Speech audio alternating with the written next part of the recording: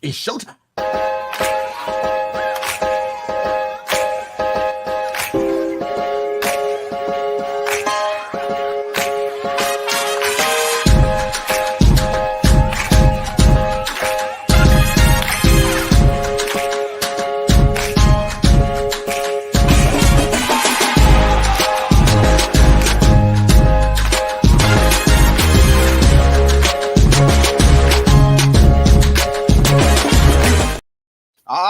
Yeah, welcome back to the All-Purpose Pod for an all-purpose life, wherever you are and however you're hearing our show. Thank you again for making us a part of your morning, your day, and your week. We're your weekly mirror check before you go change the world, baby. You can find us on Facebook, Instagram, LinkedIn, YouTube, and Twitter, everywhere except TikTok. How you guys doing this morning, man? Well, we're working on that. Exactly. I don't want to go to TikTok, but all right, man. Well, we got so much to talk about and not enough time to do it, so. Correct. I'll jump in. First off, happy Martin Luther King Day to everybody who's celebrating. One of the greatest leaders of all times and instrumental in a lot of the good things about our country. So we thank God for him, and we're glad that he had an influence and an impact that he did, and we celebrate him today, however you guys are celebrating. So where do we start? There's so many good things that happen. It's been like one of the craziest weeks. Like, I don't understand. And then we had the playoffs. Like, right? What the heck? Oh, man, I'm giddy because I don't even know where to go. I mean, there's so many things planned on the document. I'm like, wow. Some things are taking precedent immediately. But, all right, coaching carousel, man. NFL and new hires. Anybody shocked by Vrabel getting cut from the Titans? Yeah. I'm like, what happened? Yeah. Dude got a winning record. I mean, the playoffs record wasn't that great, but he wasn't there that long. I mean, they just canned him. Yeah. We had a whole list. Bad. He made it to a championship game. Yeah. We had a list of like 10 people that were going to get cut. His name was not on the list. What I didn't think the team was set up for success this year either. I thought they were in between trying to rebuild and still trying to compete, by holding on to Tannehill and Derrick Henry maybe a little too long. So I thought he did the best he could with what he had out there. I didn't think he was doing a bad coaching. It was like almost the opposite of the Chargers. He didn't have a whole lot of talent. He was getting the absolute most out of them. So yeah, it's funny. I thought Vrabel was going to be fine. I thought the GM was getting fired. Right, I could see that. Because not only have they held on to these guys, but they also haven't done anything to make the team better. Right. So I thought that solidly fell at the feet of the GM. And so when Vrabes got fired, you're just like, wow, okay. I mean, I hope they have a plan. Right. Right. I don't know what happened, man, because they won games that they probably shouldn't have won. That was shocking. I'm like, wow. Yeah. They have a stellar record, but I thought they did pretty good, considering. Like you said, heard about Derrick Henry. I think he's been there a little bit longer than he probably should have. And it's coming from a Derrick Henry fan, but he was at the position early on. Yeah, but he was at the position where it wasn't helping much anymore. Yeah, well, I mean, dude was a beast, but their offensive line isn't great. He's been more injury prone. Tannehill isn't an elite quarterback even when he was in his prime, right? No. So, I mean, you bring in a D-Hop. He bounces between the two quarterbacks. Nobody could seem to really get in a rhythm. I mean, that's not a recipe for success. The fact that they won games at all is kind of awesome and a testament to the defense he put together without a lot of talent on that side of the ball either. So I definitely feel like he maximized what that team could do. Yeah. And but I mean, on the other end, another team's going to get a good coach. Yeah, but not the team that we thought was going to get him, because I thought he was definitely going to the Patriots. There was a few little breadcrumbs that said that was going to happen. I also said Gerard Mayo was going to be one of the candidates. I said that on I don't know how many shows back it was, maybe a month back or so, when we were talking about Belichick possibly leaving or whatever. I didn't think that would happen the way it did, but Mayo's in the job now. So where's that leave Vrabel? Where's he going now? So, well, I mean, Vrabel would be a really nice, a really easy pickup for Atlanta. Atlanta could use that, help that defense out a little bit more, go get a quarterback, and they have some other nice weapons. I mean, good Lord, where are they at? Where are they at in the draft? Anybody know? I think they're eighth. I want to say they're eighth, roughly. So somewhere right in there. Go get a quarterback, huh? They're a top 10. They're a top 10. So, but if you were to do something like that, you already have weapons. You got a decent defense anyway. Now you bring in a defensive head coach, and you're also in a division that isn't very good. So, I mean, you could turn right around next year and be a playoff team. I mean, they narrowly missed it anyway with a losing record. So, I mean, I could see Vrabel in Atlanta. I could see that marriage working. Is there any chance he's in Carolina or in Washington? No one wants that Carolina job. No. Like if you care about your career at all, you don't take that job. Yeah, agree. Washington. I don't know Vrabel. I don't know him personally, so I don't know how he thinks or how he views things. I don't know. Yeah, I just don't see a path to success for several years. And if you're a guy like Vrabel, I just feel like he's if my team is good, I can take them to great, kind of guy. Versus my team is trash. I just don't see him wanting to do a 3 or 4 year rebuild. Well, I actually don't think he would mind that if you didn't have the owner that is going to fire you halfway through a season because you haven't had success in the land of misfit toys. That's what I was getting ready to say. If it wasn't for the Tepper influence in this thing, I don't see any reason why he wouldn't want to do that, because that's an easy 4 or 5 year bid at least. Yeah. To be able to hang out there. Especially with a new quarterback in Washington, because you're probably going to have to do that, because I don't think Howard's going to be the guy. And you got Young, he's their franchise guy, so he's not going anywhere. So you're kind of not tied to him career-wise, but you get a good long contract to help groom him and build a team around him. Yeah, I mean the problem is even without Tepper there, say you had a sane owner, you gave up the world to go get Bryce Young. So not only are you kind of not in a favorable cap situation, you also have no picks. Like this team they're going to run back the trash that they had this year next year. Like they're going to be able to add like a couple of later round pick guys, and they'll start because that whole team is bad. But I mean, ultimately, it's still going to be another bad team. Will they win more than one game? Yeah, probably. They'll probably win 3. But still, like that. If you're Vrabel, you don't want that headache. I mean, because you got a weird owner, no money, no draft, a bad O-line, a small quarterback. Like everything about this says you get fired in a year. They have 6 picks in this next draft, starting with the second round, and then they do have a second. Okay, yeah. They have their own second, their own third, their own fourth, and then like San Fran's 5th, Tennessee's 5th, Arizona's 6th. Okay. Oh boy, it's not great. They didn't have a first or a second. I was just like, man, what are they even going to do? Right. I mean, it's still not great. That list right there. Yeah. I mean, 6 picks with a team that needs everything is not. I mean, starting at the second round, you're not fixing anything. Sounds like we got a lot of there's a lot going on there. Yeah, you're putting Band-Aids on and hoping. Well, and you can't even do anything in free agency because they don't have any money. Yeah. You're just like, okay. You think this will be in the quarter? I thought the money was decent. No. It's funny for not having talent. They're not one of the better cap room teams. Washington would make sense though. Okay. That's a full rebuild, but it at least has a direction, right? They bring in the assistant GM from the Niners, so that's a nice pickup. If he's learned anything from John Lynch, because I mean that dude's killed it as a GM so far. That's a nice pickup for Washington. So if you picked up a Vrabel or something like that could be a huge benefit to him for sure. Yeah, there's a lot of openings going on now, especially like you mentioned Atlanta.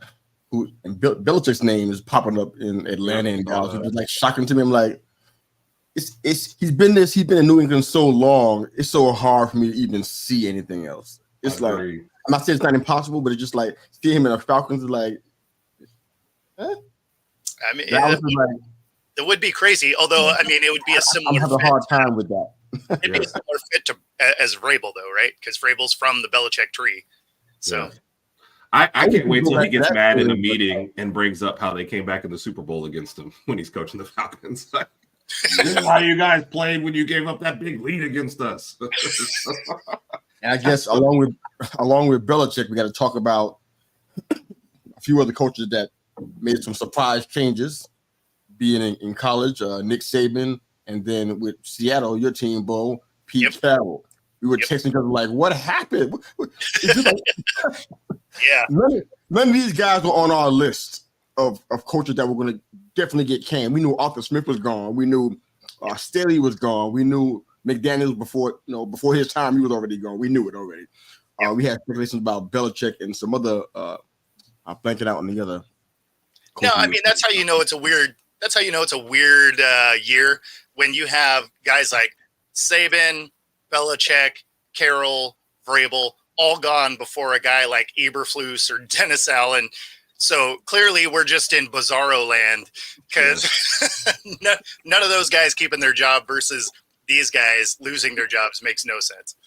All right. Good morning, Mom. Feather Freebird in the house joining us on a Monday morning. Good morning to you, ma'am. So good to hear from you. And thank you so much for supporting us and taking care of this man over here, keeping him straight. Thank you so much. We need your help with that. Yeah. So there's a lot. I don't know. How you feel about Carroll and him being fired? Did you? I know you didn't expect it because we didn't talk about it whatsoever. So how do you feel about that now with the course of the team? Do you think they're going in the right direction now, or who's his replacement, or is this a cluster that we have seen opening credits to? What do you think? Well, probably the last one because, I mean, unless you have a clear plan, right? There's not a lot of coaches out there that are going to be an upgrade from Pete Carroll. So, and to fire him before the last year of his contract in a year where a lot of other coaches are getting fired doesn't make a ton of sense, right? Because now you're competing with other job opportunities. Whereas if you were to let him go at the end of his contract next year, you'd be one of like 4 or 5 coaches maybe. And it's easier to bring that talent in unless they're swinging for the fence and going after Harbaugh. Because if they do that, that at least sort of makes sense for the path that Pete Carroll took to get to the Seahawks, right? He wins a couple of national titles with SC, dodges NCAA sanctions, comes to the NFL, and has kills it in the draft because he coached against all these kids. So he's going to know more about, especially the late round guys, than say any of the NFL scouts. Because although they do it as a job, he did it in real time against them every day, right? So if you were going to try and recapture that lightning in a bottle, that's exactly Harbaugh, right? Wins national title, avoiding NCAA sanctions. Wherever he goes is going to have a nice part. Why you keep saying that part? Because it's hilarious. Because that does seem to be how a lot of coaches end up leaving the NCAA.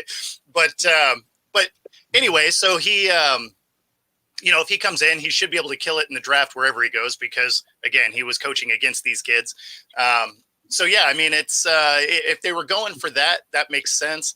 Outside of that, there's not a lot of coaches where you're like, oh, this is a clear upgrade from what it is we had. You kind of knew that the offensive coordinator and defensive coordinators were going to get let go, but I was surprised to see Pete get let go. You're going to end up with Dan Quinn, probably. Yeah.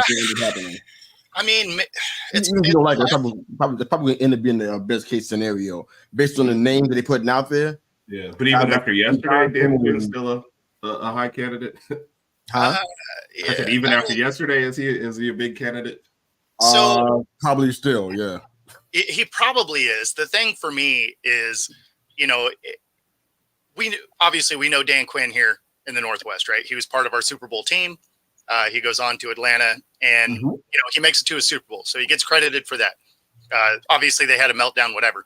But that's not the part that I really focus on his career. There is he got there and was able to win with a team that was already constructed, right? Like he didn't come in and be the GM and build that team. Like he came in and the team had some nice pieces. They added a few more. And over the course of a couple of years, they played well. He took them to a Super Bowl.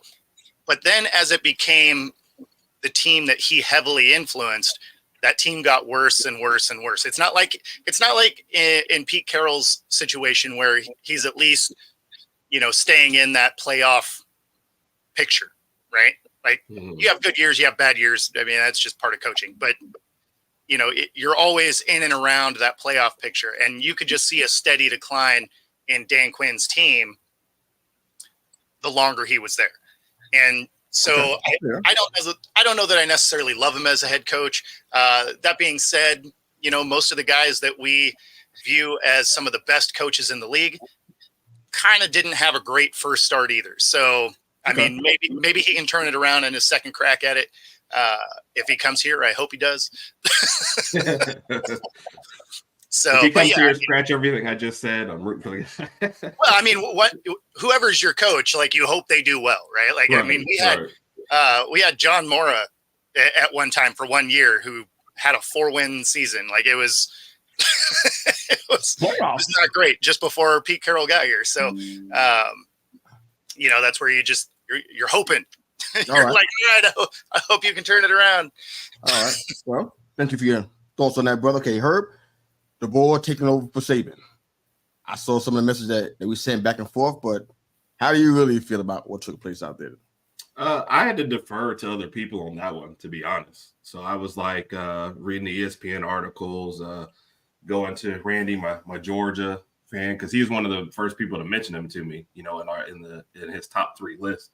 They're all like A+ higher. Like, I like the fact that he's an offensive mind. I don't think anybody was really thinking the last 3 years we've gotten anything offensively developed, out of our guys. Like, I think Milroe's behind where he would be if he had a better coach, than Bob. And I feel like Reese wasn't doing great there. So I like that part of it. I like the fact that they moved quickly. And, I see all the stuff about he's not from the SEC or whatever, but it seems like he's bringing people with him that'll help with recruiting. And, I'm just like, this is kind of an aside to it. I've had to learn this week that I really need to stop letting 18 to 20-year-olds like affect how I feel about my day. So it's like, I just want to get back to the season. Get that out, huh? Yeah. I mean, it was just like, you're just watching it and refreshing everything. You're just like, so, I mean, it hit me more that he retired versus, when they hired a coach, I was like, great. I feel bad for the next guy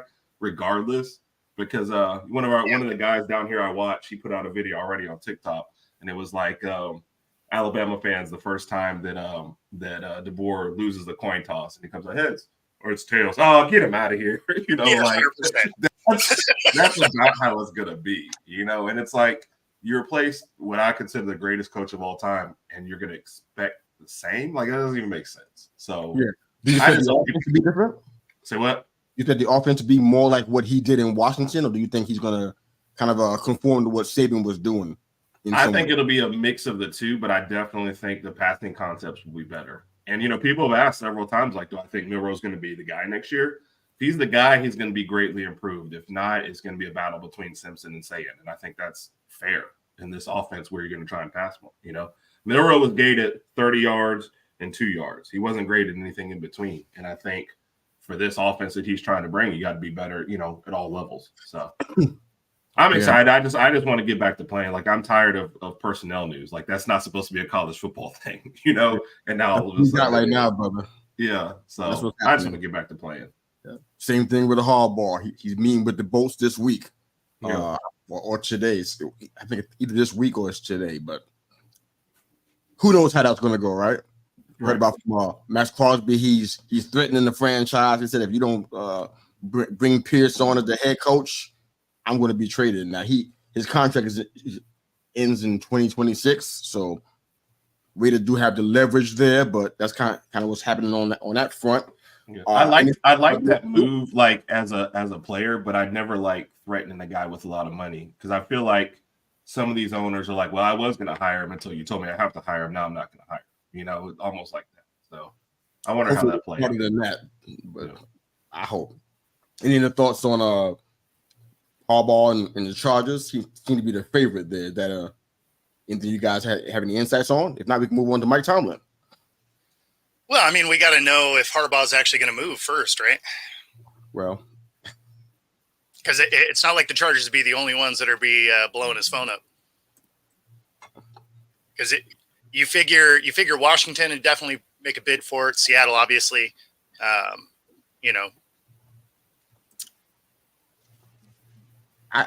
he's the favorite clearly, and I can see why. I mean, there is some kind of mutual interest there, or they wouldn't even be extending themselves this much.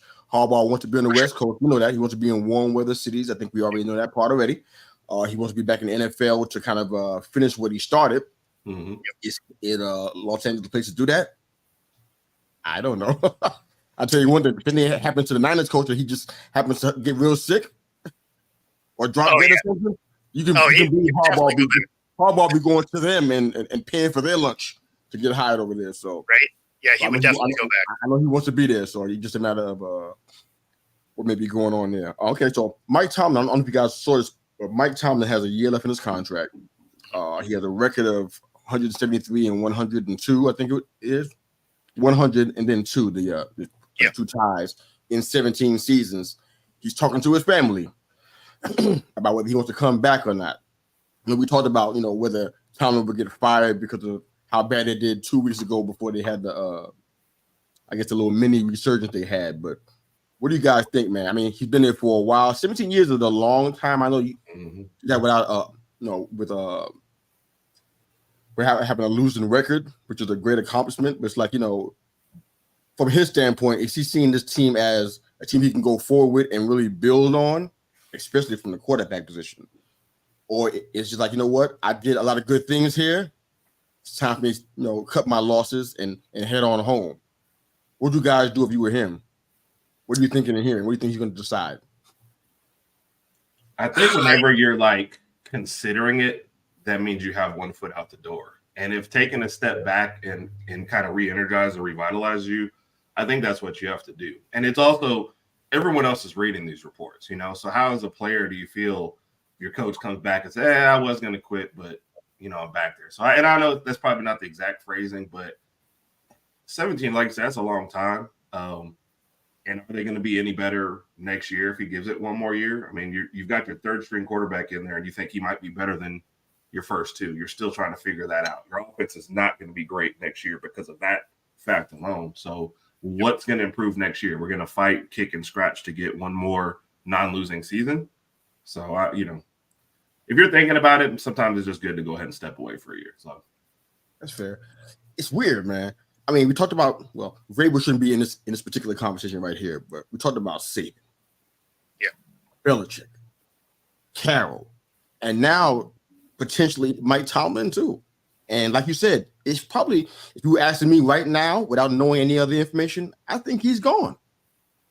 Well, and if he does, all of the coaches that I guess have some kind of tenure or have been around for quite a while, they're all leaving.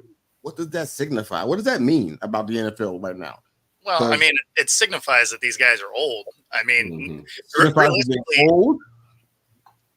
Man, Saban was 72 years old, right? Yeah, and Belichick's 72, Pete's 71.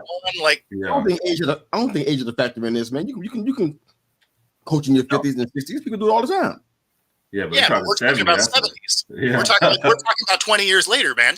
Like, how many nowhere near 70s? No, I'm saying the other guys. Oh. Yeah, I mean, you can just get tired and want to change. I mean, there's nothing wrong with that. It seems like all of the old guard is leaving. That's my only real point in all this. I mean, can you guys see that? Like the guys that were symbolic of the 90s NFL, if you will. I guess that's safe to say, right? The 90s NFL. Yeah. It's hard to find them. They're gone. Yeah. Yeah. Now you need his pop to retire, and like our entire childhood would have retired this year. Yeah. I think for the older guys, man, the game just keeps changing so much to where I think for a lot of them it used to be like, I got this team and I'm gonna have this team for a while, and now it's like whatever team I have, with the way personnel changes and the money changes and everything, this change, it could be different from year to year. And I think sometimes it's just a grind, It makes you wonder. Probably too much off-season stuff to deal with now. I'm sorry, go ahead. No, I was just going to say, it makes you wonder if that's really what influenced Saban to be like, you know what? That definitely was. It's like, I don't like the recruiting. I don't like the NIL. I don't enjoy this anymore. I'm going to do all of this recruiting to have a guy transfer just before the season. Yeah. It's like, I get why you'd want to bow out, right? You'd be like, you know what? I got all the rings. I'm going to go down as the best coach ever. And the new layout, I hate. See you later. I'll say this. I think if we beat Georgia 3 years ago, whatever, I think he retires after that one. And I think it was kind of holding on to maybe get one more. And I think he enjoyed this season. But it was clear from the beginning he didn't like NIL. And I want to separate two things. He didn't mind the players getting paid, and I think he was a voice for that. But we've taken it to a whole nother level where you're basically contacting kids from schools and saying, hey, we'll pay you this much to come to our school, Yeah. So it's like I think it's gone to a whole nother level. And I just don't think that he likes that. Well, and having the transfer portal during the season is kind of crazy, right? Like if it was before the season, hey, that's fine. But you can transfer during the season. Like, what is that?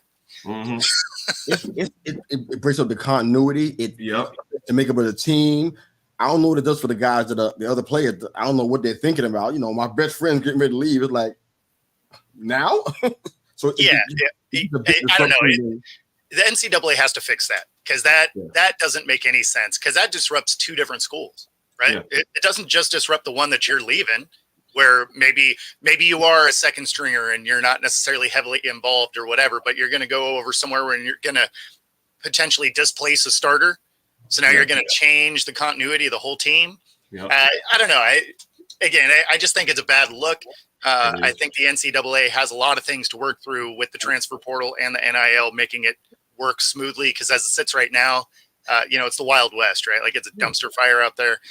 They got to do something with it.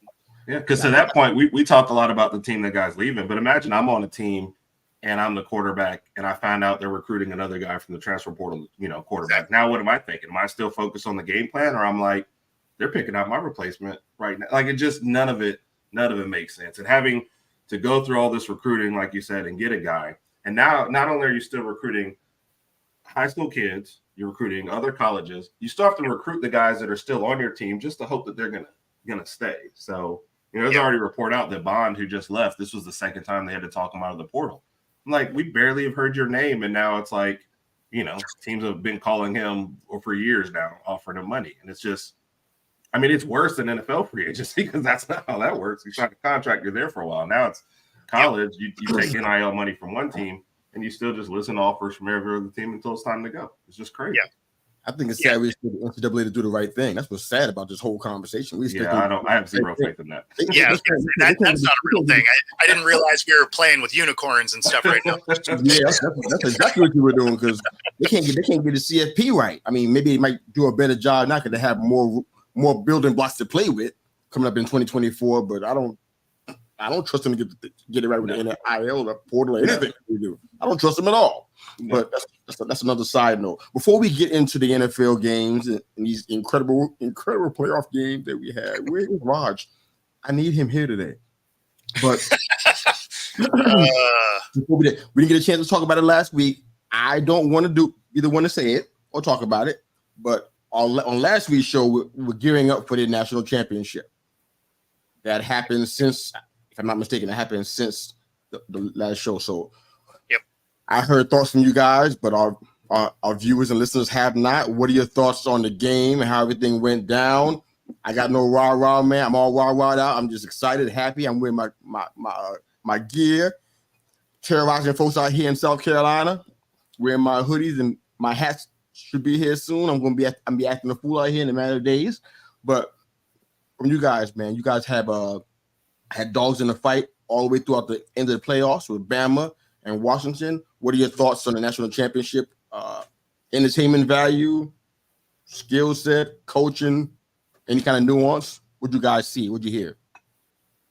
Yeah, it was a good game. So it started off, kind of lopsided, and the biggest thing with that is you could tell the Huskies were worried about that run game, and they were so overly aggressive to try and fight it that they found their secondary out of position a lot, which allowed those first huge plays to happen.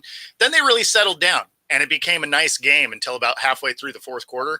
Like, it was back and forth. It was a good game. And then in the fourth quarter, they were far enough back that they were starting to play catch up. And, at that point, they were putting the ball in harm's way, which, that happens when you are behind and trying to catch up. trying to, overcome some of the mistakes they made throughout the game. So really up until about the halfway point in the fourth quarter, it was a really tight game. I mean, going into halftime, especially after the mistakes they made early in the first quarter, only down by 7, overall, it was, I mean, it's what you want to see out of a national championship. It's not like it was, a beat down or anything like that. If you look at just the score, it kind of looked that way. But if you watch the game, it was a good game. I think most people, I'm not sure they want that you just described. I think they want the game that Washington normally played. I think that's what people want because all the complaints that I saw on my timeline, and not against either one of the teams, more like, it kind of intimated they were kind of hoping for more scoring, more, kind of that air raid stuff. And I'm like, yeah, that doesn't always happen in national championship, especially when the number one defense is in the game. I mean, well, and it's funny because when we were talking about it, your game. Yeah. Well, and when we were talking about it last Monday, I laid out 2 scenarios, right? I was like, either they can stop the running game, it becomes a track meet, right? Mm-hmm. Or they can't stop the running game, and it's a low-scoring game. Michigan wins, right? Like it was the only 2 ways that game was going to go. Because if they said that, I got to go back and look. I'm not quite sure you said it just like that, but okay, go ahead. I mean, you can roll the tape back. It's pretty much that, but yeah, I mean, otherwise, I picked Washington to win, right? I picked it to be the track meet. So, I think I said it was going to be like 35-31, something like that. Yeah, but what I said, on the other end is if they can't stop the run, it's going to be, a low 20s game and Michigan wins that game. If they can grind the clock, that's not Washington's game. They can't compete. So, unfortunately, it went the route that it did for me because I'm a Washington fan. But yeah, I mean, it was really the only 2 ways you could see this game going. Yeah, neither one of those scenarios happened in this one, which was a little surprising to me. But go ahead, Herb. What were your thoughts? What did you see, brother? No, I mean, I think that was it. Michigan forced them to play their game. And I don't think the final score is indicative of how close the game was. For most of it, it was a close. And it's funny to me that the Alabama-Michigan game was considered a great game and the Michigan-Washington wasn't. But we're talking about like almost identical scores in the fourth quarter. Just so happened that the team that was down scores and we go to overtime and it's a great game all of a sudden versus, Michigan is the team that scores the next touchdown and all of a sudden it's more of a blowout and it's a terrible game. But Washington had their shots, just, Michigan forced them to play the way they wanted to play. They clamped down on key moments. I thought coming out of the half, Washington really needed to score to get an interception instead. And I thought that was their one chance. The drops were brutal. Yeah. And they were all at key times. And you don't get, it's like what I said against them, they're not going to give you many chances. So you have to take advantage. I think there was that, let's see him watch replay, the 4th down play where he just barely misses a wide open receiver. It's probably scores. It's just like you're only going to get a couple opportunities and you got to hit them. And or the guy that, he looks over the wrong shoulder. I mean, he's going to the house if he catches that. No one was by him. Right. So there were some key drops, a couple of them that hit guys right in the hands on 3rd downs. So I mean, there's probably 5 that I can think of that would have made an impact on the game. Obviously, one of them would have changed the complexion of the game quite a bit. That one where he looked on the wrong side. I mean, that's a score. But the other ones weren't necessarily going to be touchdown throws, but drive extension can lead to points, right? So, Michigan doesn't give you many chances, man. They don't. They don't. I didn't think 3 touchdowns. I'll be honest. I hedged on trying to predict a number. I never would have predicted a 3 touchdown win. Never. 10 points was what I was kind of feeling, not 21 points. I'm shocked by that part, but all right, we don't have a whole lot of time left, so we got to jump into NFL, man. We hit Browns and Texans real quick, man. I mean, when's the last time you seen a Buckeye and a Wolverine be in total unity? Stroud and Collins were on fire in this game. I had the Texans. I think my pick validates. I had the Texans in this game. I've been kind of beating the table for them the entire year. I don't know what I saw, but just like something. It wasn't D'Amico Ryans himself per se, but it was just something about this team, their comeback ability, especially in the fourth quarter. I just saw some heart that you don't normally see when the team's led by a rookie quarterback and a rookie coach. You don't ever see that. I can recall ever happening. So I had predicted they had 8 games they were going to win at least. They exceeded that by a good margin, man. They did what I didn't expect, man. But you guys saw the game, man. Was this a disappointing end for Cleveland, or just a step in the right direction for them as far as building? Because I don't know what they're going to do with the quarterback situation. I don't like what I saw from Deshaun when he was around. I don't know how healthy he's going to be when he comes back.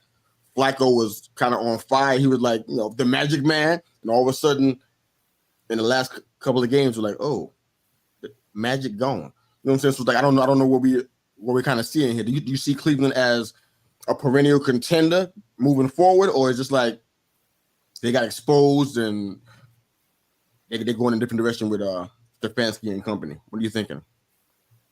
I mean, they have enough pieces. They're going to be in the conversation, right?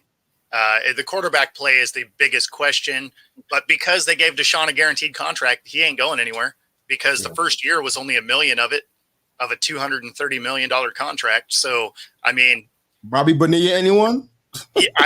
You can't do that in the NFL is the problem. There's that none contract of that. was so bad, all the other owners got mad at them and said, "We're not doing this ever." Yeah, we gotta do it too. No, I mean, unfortunately, they just have to lean into the decisions they made. So hopefully, Deshaun looks more like the last game when he got hurt than he did the rest of the season. But do you think that's going to happen? I don't. When Chubb comes back, is Chubb going to be 100% what Chubb used to be? After two reconstructions, I don't know about all that. Come on, man. Kareem Hunt never. I rode him in fantasy for years. I love Kareem Hunt. Nothing against him. He ain't carrying no squad. Yeah. When Chubb was there, that's when that tandem worked, and they had probably some of their best success in recent years. When all the fans were saying, you know what, these are not the old Browns. These are like, how the Lions are doing right now.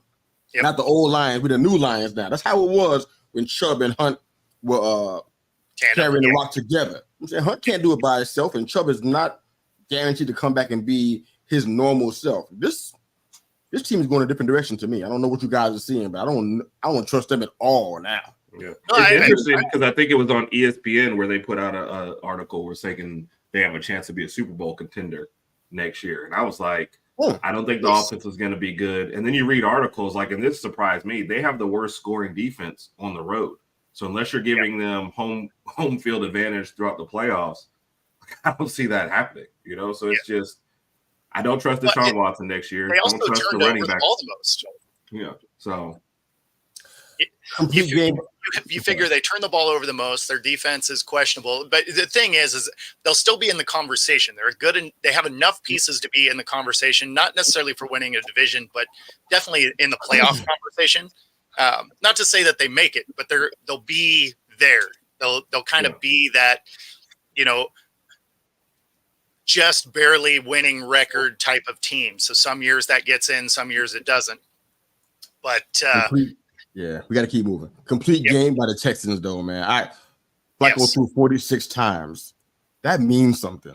All right, let's go to the Dolphins and the Chiefs. Where's Raj? Where's our brother? I texted, man. I Where's the other half of the Herb and Raj podcast? Is he? Oh, he ain't tuning into this. all jokes aside, seriously, is he all right for real? I texted him this morning. He hasn't answered me this morning, so I don't know. I know that yesterday wasn't, or the day before. I understand how you could possibly be feeling right now. Is he good for real? I'm texting right now. It says, "Mr. You misses you." Yeah. I mean, you knew this was going to happen. I picked. Yeah. But I thought I picked the Dolphins in our pick. I think I did, man, because I thought they were going to win. But I picked the Dolphins, and we did it on our show, and I told him I did this to support you, Raj. I thought Kansas City was going to win, but I did this to support you. He goes, I appreciate that. But minus 30, the Dolphins were not going to win. Yeah. I don't know. Plus 30, like they were. I thought they had much of a chance the way the Chiefs been playing. I mean, right. Look what they had to capitalize on. Kelsey was not himself. He was in a different headspace, distracted by something or someone.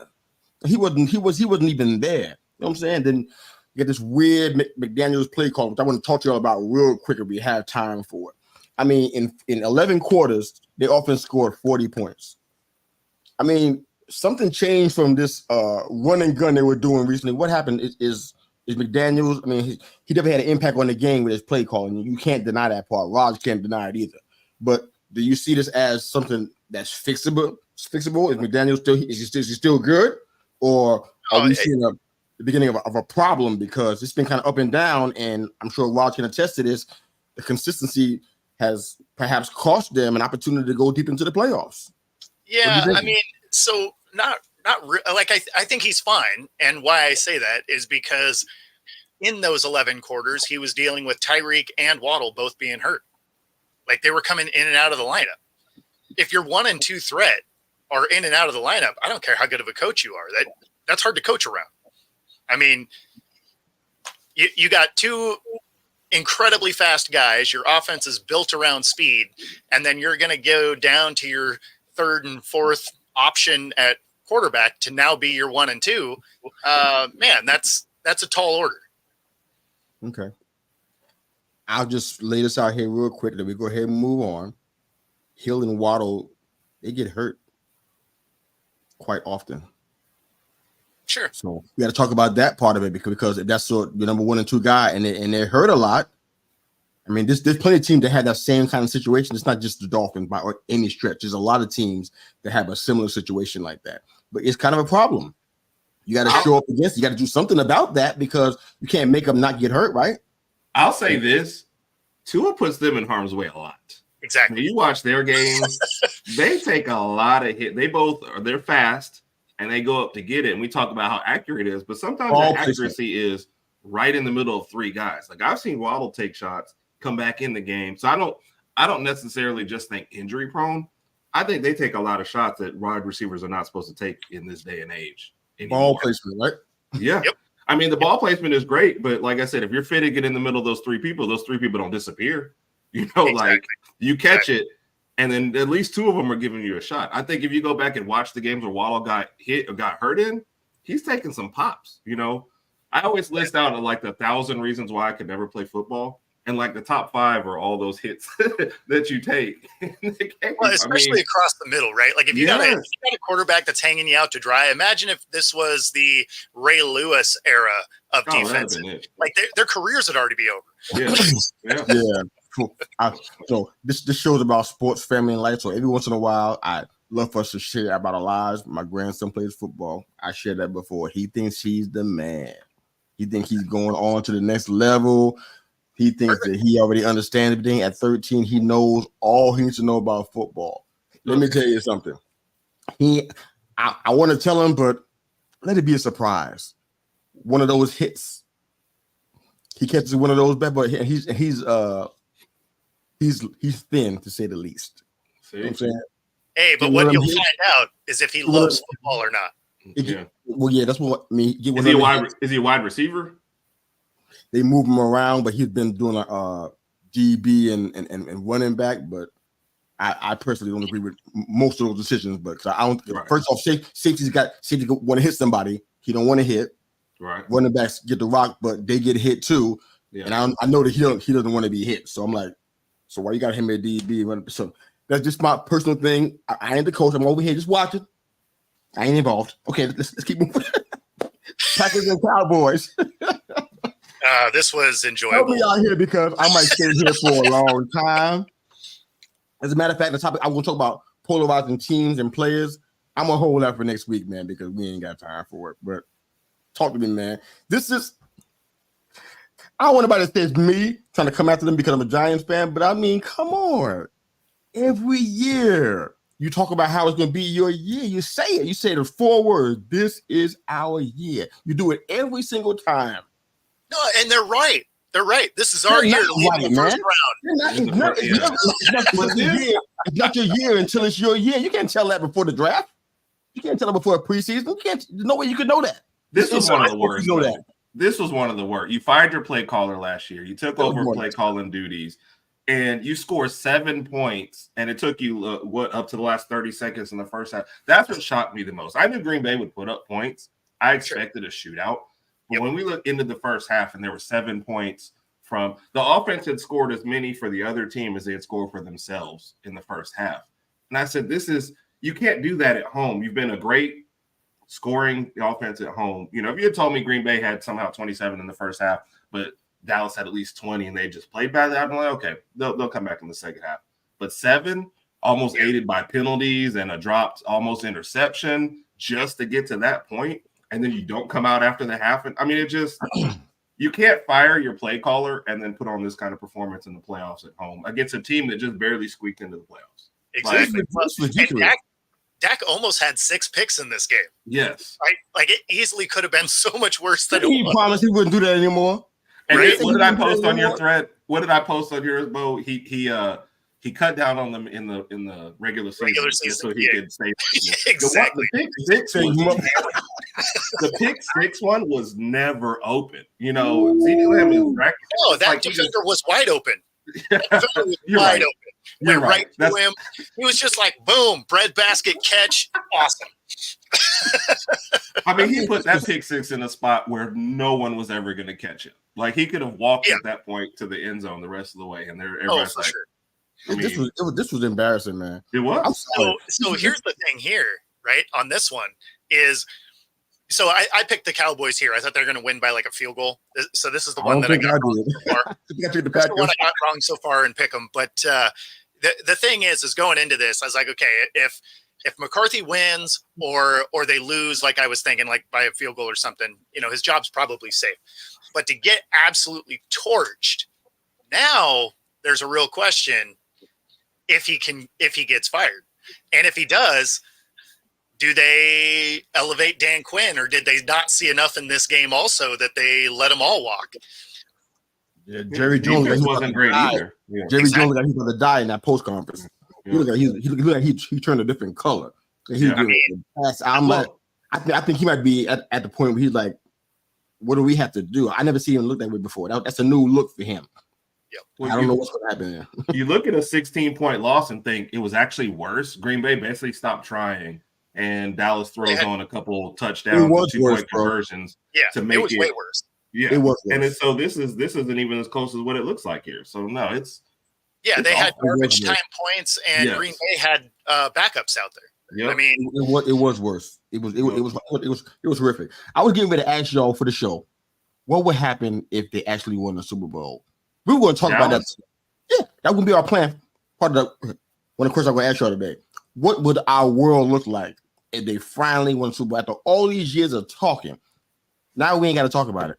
Oh man, it would be an obnoxious Twitter feed, to say the least. I told you so would be the Twitter feed. I told you it was our year. Yeah, exactly. It's breath, man, because it don't matter because they got demolished by the Green Bay Packers and Jordan Love. Do you know that they talking contracts also? I told y'all I said he didn't have enough opportunity to show you. Now he's showing you. Now they're talking contract now, long-term deal. I told y'all. Sure. I told you. All right, Rams, Lions. Let's shut it down with this one, man.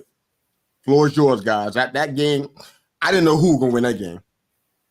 I think I picked who I picked to pick them. I think I picked Detroit. I took Detroit. I have no idea what happened. It was back and forth. I thought to some degree the Rams are one-dimensional a little bit. I thought that, when in the end zone, they've been doing this for 2 years now, I think. They go to Cup in the end zone all the time. Occasionally one plays with Puka, but most times it's Cup. And Detroit was ready for that because it was so pre-scheduled, I guess you could say. Choreographed, I guess you could say. But between Cup and Nakua, it was that was their main emphasis. That is their weapons. That's their weapons. It's not. They're not a super deep. Josh Reynolds early on in the second quarter. A little Josh Reynolds too, but for the most part, Nakua was a guy. That was basically every play down the stretch seemed like it was going to him. So probably should have drawn a pass interference that gets them into the field goal range. So Detroit's a little lucky, and it just seems like they kind of. The running game was non-existent in the second half for Detroit. I don't know if that was play call or the Rams defense just seemed to adjust. But Nakua had 9 receptions for 181 yards. He had a good day. Yeah. That's what I was saying. Every play went to him, for better. So no, I was. Yeah, I agree. The man was a monster out there. After contact, his yards after catch were great. That man is that's a big dude. He's afraid of hitting anybody in the secondary. So I see that, but I didn't know him from BYU, but I mean, I heard about him like through the pre-draft talk, and I was like, wow, he looks impressive. I didn't know he was going to the Rams. I'm like, wow, the Giants need to get somebody. I hope we can grab him. That didn't happen, but no, I heard a little bit about him, man, and it's panning out right now. He looked really good, man. A big deal, as a matter of fact. Yeah, because Cup was non-existent in this game, so yeah. No, I mean it was kind of the game I expected, though. I expected this to be a battle to the very end because they're actually built kind of similarly. Yeah. So they kind of both do what each other does well. So I figured this would be a tight one, and I had Detroit just edging them out. Yeah. I thought it was going to be a field goal. I thought that was pretty much going to be the difference. So they didn't cover that, obviously, but that's kind of where I was at. I thought it'd be a field goal difference between these two teams.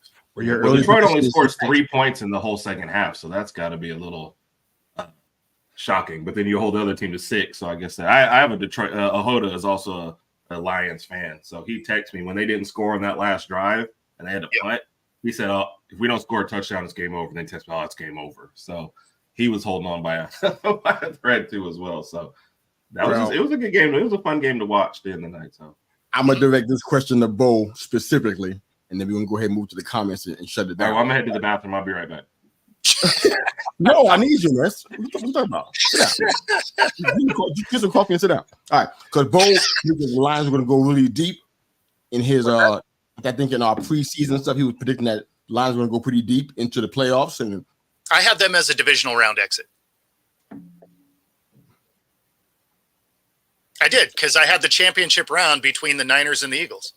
Okay, still feel the same way about it after what you've been seeing with some of the late I games. I don't feel good about the Eagles. No. I mean, I'm talking about the Lions specifically because, like to her point, there'd be some times where they didn't.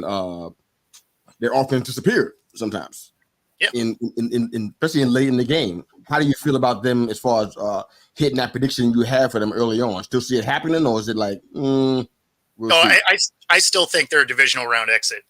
Okay.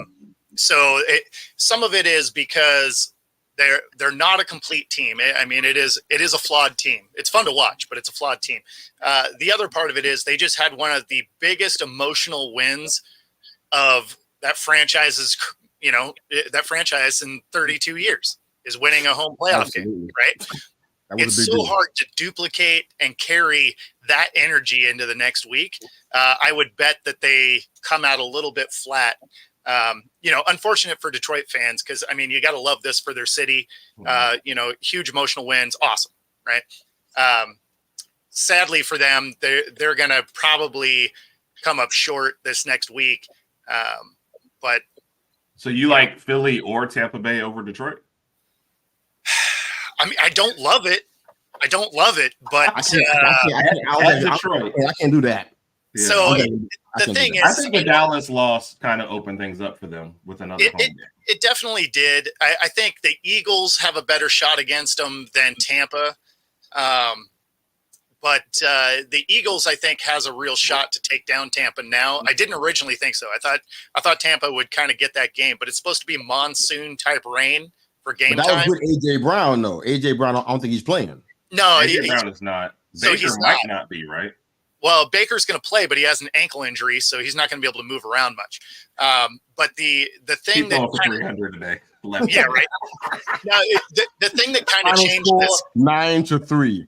Yeah, exactly. No, the amount of rain that's supposed to happen is what changed this game for me because then it's going to favor the running game, and I like the Eagles' running game better than Tampa's. Yeah. I think that game's not going to be fun to watch. I hope I'm wrong. I hope I'm wrong, but all right.